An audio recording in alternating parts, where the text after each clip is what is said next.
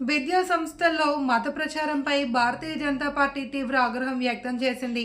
వర్ధన్నపేట మండలంలోని పుస్కోస్ పాఠశాలలో ప్రతి శుక్రవారం విద్యార్థులను ఎంచుకుని వారిపై బలవంతంగా క్రైస్తవ మత సిద్ధాంతాలను ప్రార్థనలను రుద్దుతోంది అని బీజేపీ జిల్లా అధికార ప్రతినిధి కొందూరు మహేందర్ రెడ్డి ఆరోపించారు. బాల్యం నుండే మత మార్పిడికి ప్రేరేపిస్తున్న ఆ పాఠశాల గుర్తింపును తక్షణమే రద్దు చేయాలి అని ఆయన డిమాండ్ చేశారు.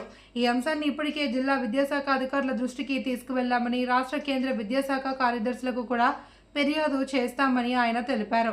పాఠశాలలో జరుగుతున్న మత బోధనలపై అధికారులు వెంటనే స్పందించి చర్యలు తీసుకోకుంటే బీజేపీ తరఫున పోరాటం కొనసాగిస్తామని మహేందర్ రెడ్డి హెచ్చరించారు. ఈ కార్యక్రమంలో పలువురు బీజేపీ నాయకులు, కార్యకర్తలు పాల్గొన్నారు.